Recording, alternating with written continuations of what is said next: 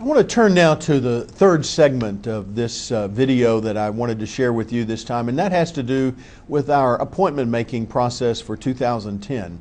And let me make a few introductory comments. First of all, the role of the Pastor-Parish Relations Committee, as is stated in the discipline at a number of places, is to be advisory.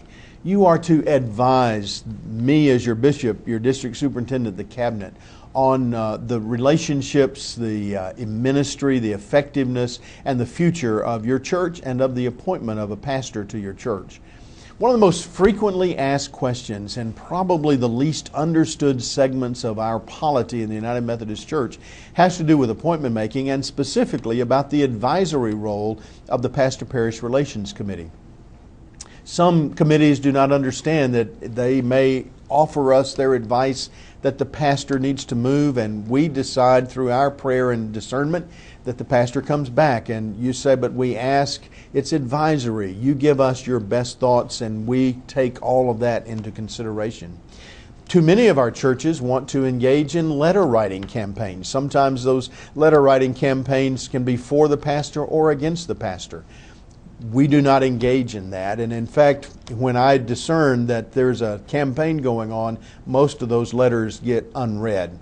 Other of our congregations want to have congregational votes, but neither one of those options is our United Methodist way of appointing pastors or of encouraging creative ministry in our churches.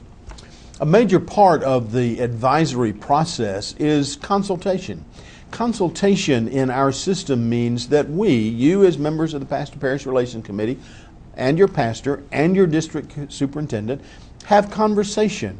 You have prayer and you seek discernment in determining whether or not the appointment is such that we need to continue it or that a change needs to be made. You as members of the Pastor-Parish Relations Committee give to me, through your district superintendent, your best assessment of what's happening in the life of your congregation. It's why I believe that members of the committee must be persons of faith, and they must have integrity in what they do and how they relate to other members of the church.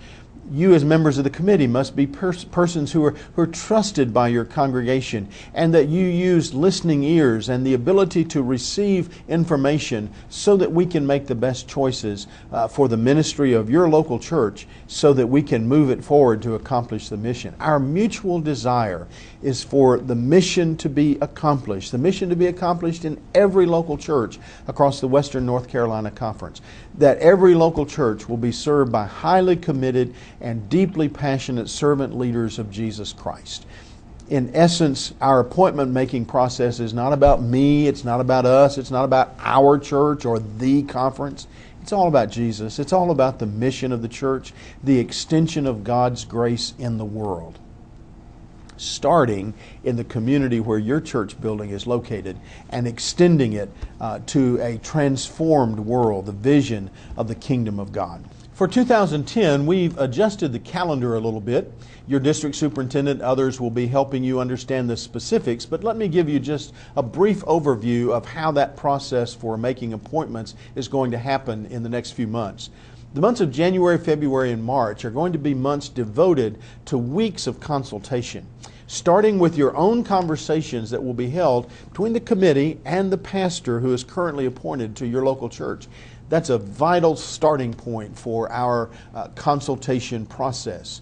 Then, during those weeks, the district superintendents will be meeting with every clergy person, with churches as they are needed, to gather information and to begin to build the profiles and the necessary data that we will use to determine the appointments for the coming year.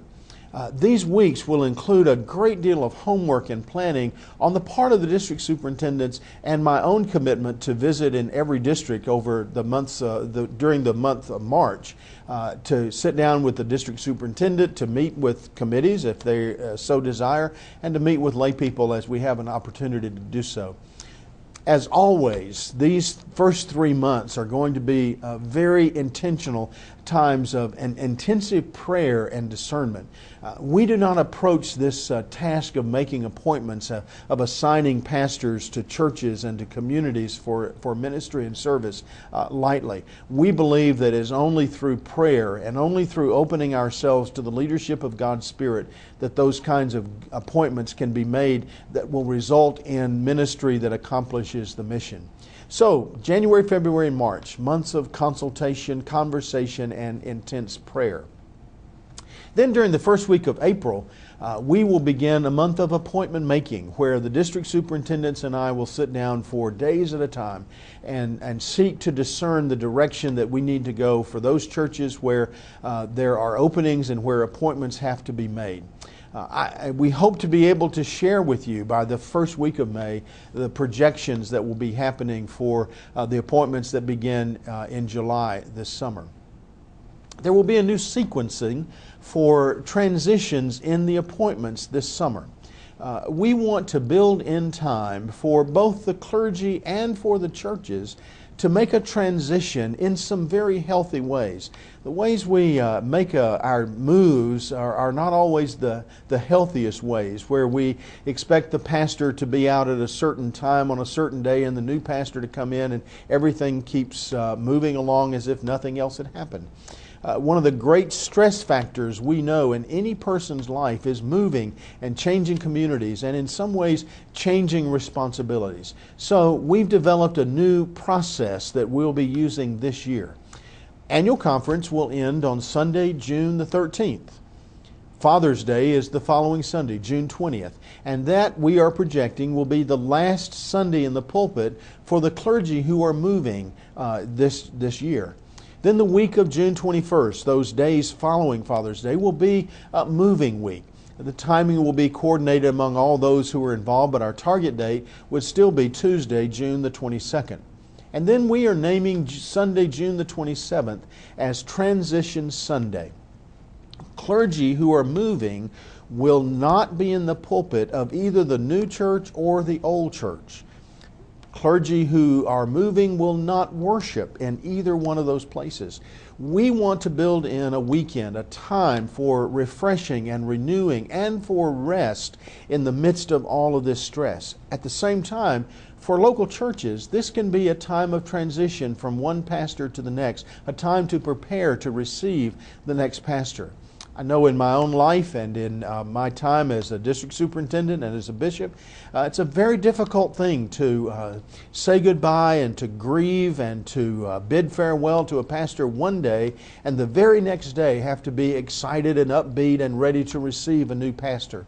So we want to build in some transition time, and that's what we're doing with this Sunday. June the 27th will be Transition Sunday, Transition Weekend, both for the clergy and for our local churches. Then, as we have in the past, the first day for the new pastor, the newly appointed pastor to your church, to be in the office and assume the role of pastor will be July 1st. The first Sunday in the new pulpit for the new appointment will be July the 4th. We hope that this will build in some time for clergy and for churches to make a good transition, a healthy transition into ministry for the future. I want to thank you for agreeing to serve as a member of the Staff-Parish Relations Committee, for investing your time and your leadership in providing for pastoral leadership in the life of your local church to accomplish our mission. And I want to thank you for taking the time to view this video. I hope that it's been helpful. As always, your district superintendent stands ready to assist you in any part of this process, whether it's understanding all the responsibilities of the committee, particularly around evaluation, or in interpreting all of these transition times as we make appointments this year. Thank you for your commitment to Jesus Christ, and thank you for the opportunity that we have to serve Christ together and to be a part of this exciting time in the life of the church as we follow Jesus, make disciples, and transform the world.